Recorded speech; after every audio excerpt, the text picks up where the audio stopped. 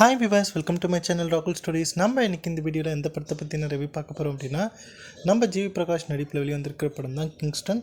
So இந்த படம் இப்போ தேட்டர்ஸில் வெற்றிகரமாக ஆகிட்டுருக்கு. ஸோ இந்த படத்தை பற்றின ஒரு ஷார்ட் ரிவ்யூ தாங்க பார்க்க போகிறோம். வாங்க வீடியோக்குள்ளே போகலாம். இந்த படத்தோட ஒன்லைன் ஸ்டோரி என்னென்னு பார்த்திங்க அப்படின்னா, நம்ம படத்தோட ஹீரோ ஒரு மீனவ குடும்பத்தை சேர்ந்தவர். இவங்களுடைய குடும்பமே பார்த்திங்க அப்படின்னா மீன் பிடிக்கிற குடும்பம். ஸோ அப்படி இவருடைய அப்பா பார்த்திங்க அப்படின்னா கடலுக்கு மீன் பிடிக்க போகும்போது திரும்பி வரல, இறந்து போய் தான் வராரு. ஸோ இறந்து போய் அவரோட பாடி மட்டும் தான் வருது. இவர் மட்டும் இல்லை, அந்த ஊரை சேர்ந்த நிறைய பேர் நிறைய ஆண்கள் மீன் பிடிக்க போய் அந்த கடலில் பார்த்திங்க அப்படின்னா இறந்து போய் தான் வருவாங்க. இறந்து போய் அவங்களுடைய பாடி மட்டும் தான் வரும். ஸோ இந்த மாதிரி நடக்குது அப்படின்னு சொல்லிட்டு, இது அமானுஷமாக நடக்குது அப்படின்னு சொல்லிட்டு கவர்மெண்ட்டை என்ன ஆர்டர் போட்டுரும் அப்படின்னா, இதுக்கப்புறம் அந்த கடலில் நீங்கள் போய் யாரும் மீன் பிடிக்கக்கூடாது, அந்த ஊரை சேர்ந்தவங்க அப்படின்னு சொல்லிட்டு ஆர்டர் போட்டுருவாங்க.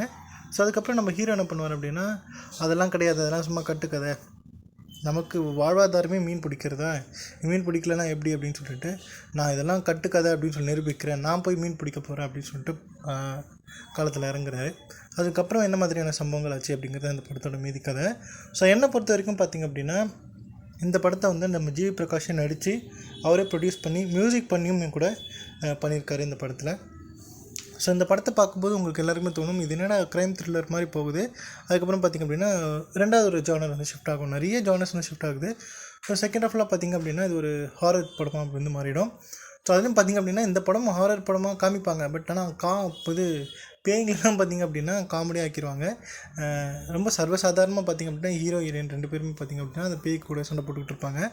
நம்ம திவ்யா பாரதி தான் அந்த ஹீரோயினாக நடிச்சிருக்காங்க. அவங்களுக்குமே அந்த கேரக்டருக்கான ஸ்பேஸுமே பார்த்திங்க அப்படின்னா அந்த அளவுக்கு இல்லைனாலும் அவங்களுக்கு கொடுக்கப்பட்டிருக்க அந்த கேரக்டரை சூப்பராக நடிச்சிருக்காங்க. ஸோ நம்ம ஜிவி பிரகாஷ்மே பார்த்திங்க அப்படின்னா அவருக்கு கொடுக்கப்பட்டிருக்க அந்த கேரக்டர் நடிச்சிருக்காரு. ஸோ மொத்தத்தில் இந்த படத்தை பார்க்கும்போது இது என்னடா படம் அப்படிங்கிற மாதிரி தோணும் எல்லாருக்குமே.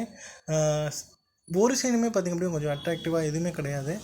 ஒரு இன்ட்ரெஸ்டிங்காக போகுது அப்படின்னு கேட்டிங்கன்னா அதுவுமே கிடையாது. ஸோ இந்த படத்தை பார்க்கும்போது எப்படா இந்த படம் முடியும் அப்படிங்கிற மாதிரி தான் இருக்கும். ஏன்னா அந்தளவுக்கு லென்த்தியாக எடுத்துகிட்டு போயிருப்பாங்க. இந்த கதையை சுற்றி இந்த மாதிரி கொண்டு போயிருப்பாங்க. அது இதில் என்ன கொடுமை அப்படின்னு பார்த்திங்க அப்படின்னா, இந்த படத்துக்கு செகண்ட் ஹாஃப்மே பார்ட் 2மே பார்த்திங்க அப்படின்னா லீட் கொடுத்துருப்பாங்க.